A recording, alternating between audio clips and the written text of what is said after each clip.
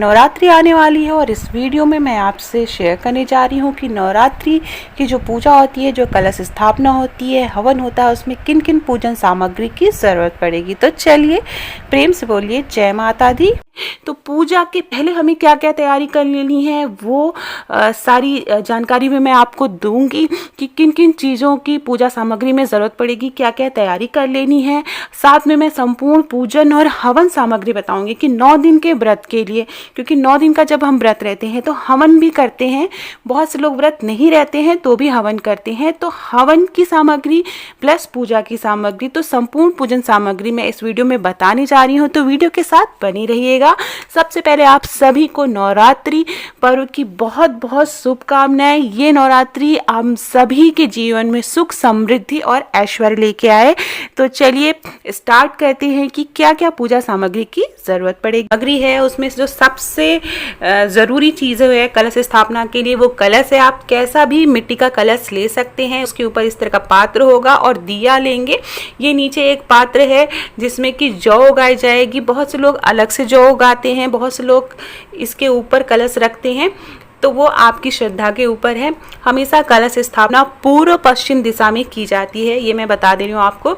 चावल की ज़रूरत पड़ेगी कलश के ऊपर पात्र को भरने के लिए। रोरी, हल्दी, कमलगट्टा, ये देखिए कमलगट्टा है, ये हवन सामग्री में काम आता है। हवन करते समय हवन सामग्री में शामिल होता है। इलायची,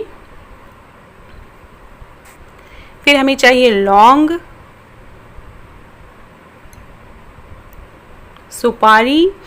पूजा में सबसे पहले हम गणेश भगवान जी का आह्वान करते हैं, तो सुपारी को ही गणेश जी बनाते हैं, उन्हीं की पूजा करते हैं। ये है गुगुल, ये हवन सामग्री में शामिल किया जाता है, हवन सामग्री में मिलाया जाता है।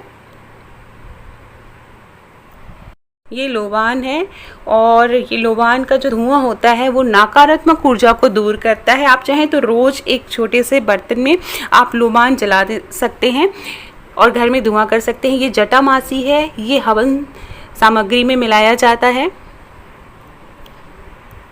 उसके बाद कपूर, कपूर तो सबको पता होगा, पूजा में कपूर ज़रूर शामिल किया जाता है। तो इस तरह के बड़े टुकड़े वाले कपूर लाते हैं, जो छोटे छोटे पैकेट में आते हैं वो शुद्ध कपूर नहीं होते हैं। काली तिल चाहिए, ये भी हवन सामग्री में शामिल होगा। जौ चाहिए, तो जौ लगाने के लिए, ज्वारे लगाने के लिए ये हो गया मौली, जिसको रक्षा सूत्र भी बोलते हैं। इत्र की ज़रूरत पड़ेगी, ये शुद्ध इत्र है जो कि पूजा में शामिल किया जाता है। माता रानी को चढ़ाने के लिए श्रृंगार की सामग्री, आप कैसी भी कोई भी सामग्री आप श्रद्धा से चढ़ा सकते हैं। ये बाती है, लंबी बाती है, लेकिन आप मौली की अगर बाती बनाएं तो अखंड ज्योति के लिए वो ज़्यादा अच्छी होती है। हवन सामग्री, इसी हवन सामग्री में बाकी सारी चीज़ें मिलाई जा सकती हैं। धूप बत्ती, अगरबत्ती। तो हवन सामग्री या हवन का भी मैंने एक वीडियो बनाया है, उसकी लिंक मैं डिस्क्रिप्शन बॉक्स में डाल दूंगी, तो आप वहां से ले सकते हैं। और ये है 9 ग्रह की लकड़ी, इस तरह से आती है 9 ग्रह की लकड़ी। इसको भी हवन में, हवन करते समय डालना बहुत ज़रूरी होता है। ये जो हवन की लकड़ी होती है उसमें शामिल करते हैं। और इसी के साथ हवन के लिए चाहिए आम की लकड़ियाँ। बतासे माता रानी को चढ़ाने के लिए, मीठा में आप कुछ भी भोग बना के माता रानी को चढ़ा सकते हैं। गुड़ है, हवन सामग्री में शामिल किया जाएगा। माता रानी के लिए नई चुनरी। तो माता रानी की एक फ़ोटो होनी चाहिए, जो घर में आप फ़ोटो रखते हैं उसी की पूजा करिए। अगर माता रानी की फ़ोटो है तो, नहीं तो बाजार से फ़ोटो या मूर्ति ला सकते हैं। ये लाल रंग का कपड़ा है, इससे चौकी पे बिछाना है, इसके ऊपर बिछा के आप कलश स्थापना करेंगे।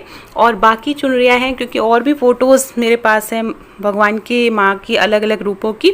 नारियल, अखंड ज्योति जलानी है तो आप घी के दीपक की भी जला सकती हैं, या फिर ये तिल का तेल इस तरह का मिलता है, लेकिन ओरिजिनल तिल का तेल लीजिए, नहीं तो बहुत ज़्यादा धुआं होता है। तो ये तिल के तेल से अखंड ज्योति जलाने के लिए। शहद चाहिए, पान का पत्ता चाहिए पूरा, 9 आम के पत्तों का गुच्छा चाहिए। इसके अलावा फूल माला चाहिए, आम के पत्ते, 9 आम के पत्ते एक साथ होनी चाहिए। गाय का गोबर चाहिए, गाय के गोबर से माँ गौरी बनाते हैं। साथ में कलश पे माँ के 9 रूपों की लाइनें बनाते हैं, जौ लगाते हैं। तो ये थी सारी पूजा की सामग्री, जिसमें हवन की सामग्री भी शामिल है। आप अगर पूजा करने की विधि देखना चाहते हैं तो मेरे चैनल पे बहुत सारे वीडियो हैं, आप देख सकते हैं। मैं डिस्क्रिप्शन बॉक्स में भी लिंक डाल दूंगी, आप वहाँ से ले सकते हैं। तो सुबह सुबह उठ के सारी पूजा की जो सामग्री है वो निकाल के रख लेनी है। माता रानी की चुनरी ले लेनी है, फूल, माला, पान के पत्ते, हमें चाहिए आम के 9 पत्तों वाली डाली, और कलश में जल भर के रख लेना है। जो मिट्टी का बड़ा पात्र था उसमें ज्वारे इस तरह से लगा लेने हैं।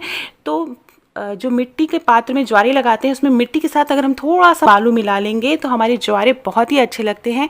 तो सारी तैयारी हमें इस तरह से कर लेनी है। फल फूल दीपक बना के रख लेना है। अखंड ज्योति बनानी है तो उसमें मौली धागा वो तैयार करके रख लेना है। आप देसी घी नहीं यूज़ कर सकते हैं तो आप तिल का तेल यूज़ कर सकते हैं। और जो संपूर्ण पूजा विधि है मैं अगले वीडियो में आपको बताऊंगी।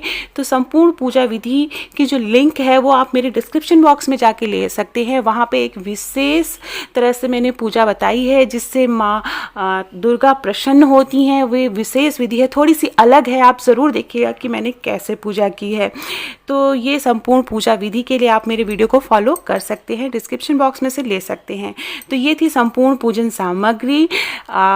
आप इसकी तैयारी कर सकते हैं। बहुत बहुत धन्यवाद ये मेरा वीडियो देखने के लिए। वीडियो पसंद आया हो तो कमेंट बॉक्स में जय माता दी ज़रूर लिखिएगा।